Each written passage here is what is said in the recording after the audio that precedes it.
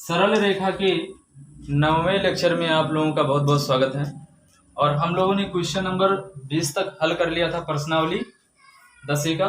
आज हम लोग हल करेंगे क्वेश्चन नंबर 21। देखो क्वेश्चन में कहा गया है, कह दिया है एक दो सरल रेखाएं दी हुई हैं। एक तो दिया हुआ है 2x - y बराबर 1 और दूसरी रेखा दिया हुआ है ax प्लस का 2y बराबर का 4। ये दो रेखा दिया हुआ है, ठीक है ना। और कह रहा है इन दोनों रेखाओं के बीच जो कोण दिया हुआ कितना दिया हुआ है, 45 अंश दिया है। इन दोनों रेखाओं के बीच कोण कितना दिया हुआ है, 45 अंश दिया हुआ है। तो कह दिया a का मान निकालो, है ना। तो भाई कोण निकालने वाला फार्मूला क्या होता है बताओ। tan थीटा बराबर plus minus m1 minus m2 upon का 1 प्लस m1। यही तो कोण निकालने वाला होता है भाई। दो रेखाओं के बीच हम लोग कोण कैसे निकालते हैं, ये वाला फार्मूला लगा के। अच्छा यमोन क्या है, यमोन जो है वो पहली रेखा की प्रवणता है, m2 जो है वो दूसरी रेखा की प्रवणता है, समझ गए ना। और थीटा जो है उन दोनों रेखाओं के बीच का कोण है। तो सबसे पहले हम क्या निकालें, m1 निकाले और m2 निकाले। तो लिखेंगे रेखा एक से, रेखा एक से। तो इस रेखा की प्रवणता कैसे निकालोगे, इस रेखा को प्रवणता रूप का जो समीकरण होता है उस समीकरण में इसको चेंज कर लो। तो प्रवणता रूप का समीकरण क्या होता है, y बराबर mx प्लस सी। इसी यही तो होता है प्रवणता रूप का समीकरण। तो पहले इसको उसी में चेंज कर लो भाई। तो रेखा एक से, मैं लिख रहा हूँ रेखा एक से, इसको प्रवणता रूप में चेंज करो भाई। तो क्या हो जाएगा 2x माइनस का y बराबर 1। तो माइनस y बराबर क्या हो जाएगा, माइनस का 2x प्लस का 1। और इधर देखो हमेशा क्या बनाना है, y को हमेशा प्लस में रखना है और इसका गुणांक 1 रखना है। y को प्लस में रखना है और गुणांक कितना रखना है, 1। तो इसीलिए माइनस से क्या करेंगे, भाग कर देंगे। तो कितना बन जाएगा भाई, समझ गए ना। अब की तुलना करिए, की तुलना किससे करेंगे भाई, y बराबर m1 x प्लस c से m1 x प्लस c1 से करने में। तो m1 बराबर क्या हो जाएगा, आप बताओ भाई। m1 की वैल्यू क्या होगी 2। देखो x का गुणांक इसमें कितना है, 2 ही तो है, समझ में आ गया। यहाँ पर x का गुणांक m1 तो यहाँ पर x का गुणांक 2। तो m1 की वैल्यू आ गई। अब किसकी वैल्यू निकालेंगे भाई, m2 की। तो लिखेंगे रेखा 2 से, है ना। तो 2 से निकाल लो भाई, 2 से क्या हो जाएगा, ax प्लस 2y बराबर 4। तो 2y बराबर क्या हो जाएगा भाई, माइनस का ax प्लस का 4, ये a है। तो y बराबर क्या हो जाएगा, माइनस का 4 भाई 2 से अब क्या करना पड़ेगा, भाग, क्योंकि इसका गुणांक क्या रखना है, 1 रखना है। तो ये हो जाएगा माइनस का a by 2 into x plus का 2 से भाग करोगे तो क्या बनेगा 2। अब क्या करेंगे भाई, की तुलना की तुलना y बराबर c2 से करने पर। तो m2 बराबर क्या हो जाएगा भाई, m2 की जगह पर देखो क्या है, x का गुणांक माइनस a बाई 2। समझ में आ गया। अब इन दोनों रेखाओं के बीच कोण कितना दिया हो, 45 अंश, यानी दिया है थीटा बराबर 45 दिया हो। अब लगा दो भाई फार्मूला, tan थीटा बराबर प्लस माइनस 1 प्लस m1। इसकी वैल्यू कितनी हो जाएगी, tan 45 बराबर का प्लस माइनस m1 की वैल्यू क्या भाई 2 हाँ, माइनस माइनस क्या हो जाएगा plus a by 2 upon 1 plus 2 into minus a by 2। ये तो होगा ना, सही भाई। तो इसकी 45 अंश का मान कितना होता है, प्लस माइनस ये हो जाएगा, इसका हर बराबर कर लो। तो 4 प्लस a बाई 2 और नीचे क्या हो जाएगा भाई माइनस 2। इसका इसमें हर बराबर करने के लिए गुणा करोगे भाई। तो 2 माइनस का 2a अपॉन का 2, यही तो बनेगा ना। यहाँ से यहाँ काट देते, लेकिन अब ये और आसान हो जाएगा, इससे से काटोगे तो ये इससे क्या हो जाएगा, कट जाएगा। तो 1 बराबर क्या बचा भाई, plus minus 4 plus a upon 2 minus 2, यही तो बचा। तो एक बार क्या करेंगे, एक बार ले लेंगे धन चिन्ह, लिखेंगे धन चिन्ह लेने पर। तो कितना हो गया भाई, 1 बराबर 4 प्लस a अपॉन का 2 माइनस 2a। तिरछा गुणा कर दो जी तो 2 - 2a बराबर क्या हो जाएगा 4 प्लस का a। इसको इधर ले आओ तो माइनस का 3a हो जाएगा। अरे ये माइनस में आएगा ना तो -2 - -3 और ये उधर ले जाओ तो हो जाएगा कितना भाई 4 में से 2 घट जाएगा ना 2 ही तो बचेगा तो a बराबर कितना आ गया एक मान आ गया। जी अब क्या लेंगे भाई माइनस ऋण चिन्ह लेने पर चिन्ह लेने पर तो ऋण चिन्ह ले ले भाई तो क्या हो जाएगा 1 बराबर माइनस का 4 प्लस a अपॉन का 2 माइनस यही तो बनेगा भाई। माइनस को इधर भेज दो चाहे माइनस को इधर कर दिया तो -1 हो जाएगा या ऊपर कर दो माइनस कोई दिक्कत नहीं। इसको इधर ले आओ तो ये हो जाएगा 2 माइनस का और माइनस लगाओगे भाई तो माइनस का 4 माइनस यही तो होगा ना।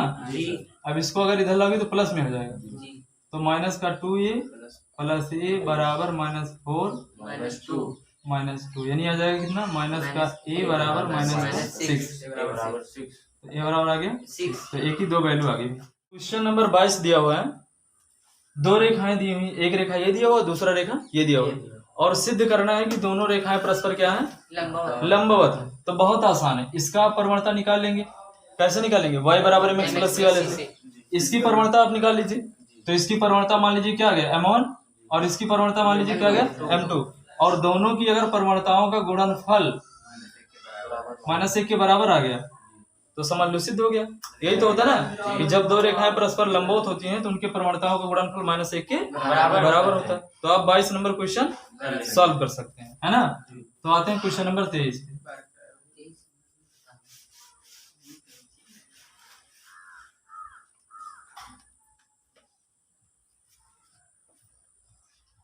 देखिए क्वेश्चन नंबर 23 में पढ़ रहा हूं ठीक है ना।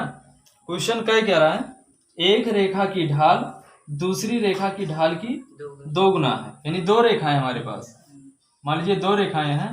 कंडीशन ये कह रहा है कि एक रेखा की जो ढाल है वो दूसरी रेखा की ढाल की मान लीजिए पहली रेखा है और ये दूसरी रेखा है तो कह रहा है एक रेखा की ढाल दूसरी रेखा की ढाल की दोगुनी है। यानी जो पहली रेखा मान लिया पहली रेखा की ढाल क्या है m1 और दूसरी रेखा की ढाल क्या है m2 तो कंडीशन दे दिया है कि पहली रेखा की ढाल क्या है दूसरी रेखा की दोगुनी है। ये तो कह रहा ना एक रेखा की ढाल दूसरी रेखा की ढाल की दोगुनी है। चाहे आप ये वाला कंडीशन लगा दो m1 बराबर 2m2 चाहे ये वाला लगा दो m2 बराबर 2m1 क्योंकि ये तो कहा ना कि पहली रेखा की ढाल जो है दूसरी रेखा की ढाल की दोगुनी है। किसी भी एक रेखा की ढाल जो है वो दूसरी रेखा की ढाल की दोगुनी है। तो चाहे ये ले लो चाहे ये ले लो तो कंडीशन ये दिया है और कह रहा है कि दोनों के बीच की कोण की अस्पज्जा दिया हुआ है। दोनों के बीच की कोण की अस्पज्जा यानी दोनों रेखाओं के बीच में कोई कोण बनना है उसकी अस्पज्जा दिया हुआ है। कितना दिया हुआ है 1/3। तो अगर दोनों रेखाओं के बीच के कोण की अस्पज्जा दिया तो कोण की अस्पज्जा क्या होता है अगर ये थीटा है तो इस कोण की अस्पज्जा क्या होगी tan थीटा। कितना दिया हुआ भाई 1/3 दिया हुआ है। अब आपसे क्वेश्चन क्या कर सकता है दोनों रेखाओं की प्रवणताएं ज्ञात करो। ये तो क्वेश्चन पूछ सकता है ना यही बन ही सकता है। तो दोनों रेखाओं की क्या करना है ढाल ज्ञात करना है। ढाल ज्ञात करने के लिए कह दिया प्रवणता ज्ञात करने के लिए। तो सबसे पहले जो क्वेश्चन दिया उसको लिख लो दिया है।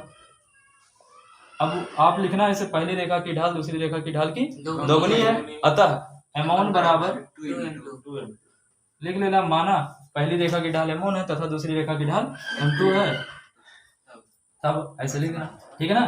और क्या दिया दोनों रेखाओं के बीच का कोण दिया कितना दिया भाई 1/3 है ना।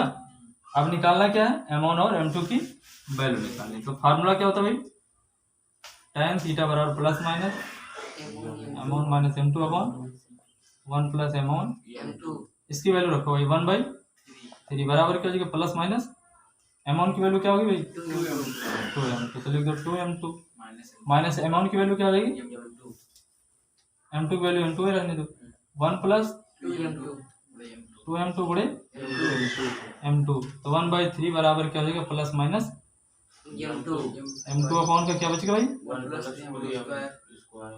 m2 दो बार है तो हो जाएगा 2m2 ठीक है ना। समझ में आया एक बार प्लस चिन्ह ले लो एक बार तो लिख दो धन चिन्ह लेने पर धन तो क्या हो जाएगा 1/3 बराबर अपॉन 2 प्लस 2m2 स्क्वायर। तिरछा गुणा कर दो भाई, तिरछा गुणा करोगे तो क्या हो जाएगा 3m2 बराबर 1 प्लस 2m2 स्क्वायर बराबर, 3m2 इसको इधर ले भाई, गुणनखंड बनाना पड़ेगा। तो 2m2 स्क्वायर माइनस का 3m2 प्लस 1 बराबर 0। अब फैक्टर बनाओ भाई, कैसे फैक्टर बनेगा? 3 का नाम 3 इसका 2 में गुणा कर दो भाई, तो 2 का नाम 2 हो गया, और इसका क्या बन जाएगा -2m2 माइनस, यानी इसमें क्या कॉमन कर सकते हो? तो यहाँ पर क्या बचेगा m2 माइनस 1, समझ गए ना? अब -1 कॉमन कर लो तो क्या बचेगा m2 माइनस 1। तो एक में क्या बचेगा 2m2 माइनस 1, और एक में क्या बचेगा m2 माइनस, है ना? तो यहाँ से पहले एक वैल्यू निकाल लिखेंगे यदि 2m2 माइनस 1 बराबर 0, तो m2 बराबर आ जाएगा 1/2। समझ गए कैसे आएगा भाई? माइनस में उधर गया प्लस, और गुणे में था उधर गया तो भाग। पुनः अब क्या निकलेगा भाई m2 माइनस 1 बराबर 0। m2 माइनस 1 बराबर 0, तो समझ में आ गया? तो यहाँ से जो है m2 की वैल्यू निकल गई, है ना? कब? जब धन चिन्ह लिया था तब। अब क्या ले लो भाई ऋण चिन्ह ले लो, निगेटिव साइन ले लो आप। तो लिखेंगे ऋण चिन्ह, ऋण चिन्ह लेने पर, तो ऋण चिन्ह लोगे तो भाई क्या हो जाएगा 1/3 minus m2 upon 1 plus, clear? तिरछा गुणा कर दो भाई, तो ये बन जाएगा 2m2 स्क्वायर प्लस का 1, और ये हो जाएगा माइनस का 3m2, इधर लाओगे तो क्या हो जाएगा प्लस, चलो एक लिख देता हूँ, माइनस का 3m2, इधर लाओगे तो हो गया 2m2 स्क्वायर प्लस का 3m2 प्लस 1 बराबर 0। समझ में आया? माइनस में था, इधर आया तो प्लस हो गया। तिरछा गुणा करो, इसका गुणनखंड बताओ भाई, तुरंत बताओ। हाँ, इसको लिख सकते हो 2m2 प्लस m2। समझे कैसे? 2 और 1 3 हो जाएगा, और 2 करना 2। अब 2m2 कर लो काम, तो क्या बचेगा भाई m2 प्लस 1 प्लस 1 कॉमन कर लेते हैं, m2 प्लस 1। तो कंडीशन क्या बन गई भाई? एक में बन जाएगा 2m2 प्लस 1 एक में बनेगा, और m2 है ना? तो यहाँ से जब m2 की वैल्यू निकालोगे, तो यहाँ से m2 की वैल्यू मैं डायरेक्ट लिख रहा हूँ, एक तो आ जाएगा माइनस का 1/2, और एक आ जाएगा -1। तो m2 की कितनी वैल्यू आ गई? 4 वैल्यू आए हैं। तो अगर m2 के 4 वैल्यू आए हैं, तो m1 के भी कितने वैल्यू आएंगे? 4 वैल्यू आएंगे।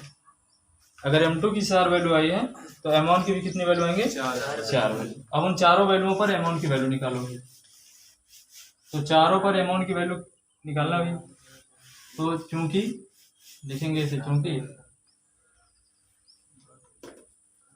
क्या लिखेंगे? चूंकि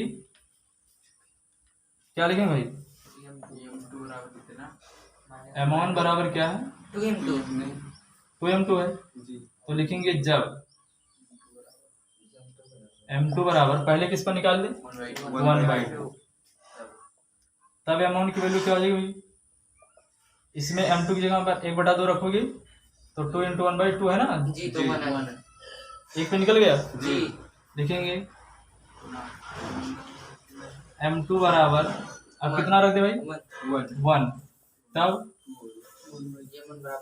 m1 बराबर क्या आ जाएगा 2 आएगा। अरे भाई एक रखोगे तो 2 करना 2, और m2 बराबर ले लें क्या -1/2, तब m2 क्या आ जाएगा, m1 क्या आएगा -1/2 रखोगे तो 2 का नाम तो कट जाएगा, तो -1 आएगा। और जब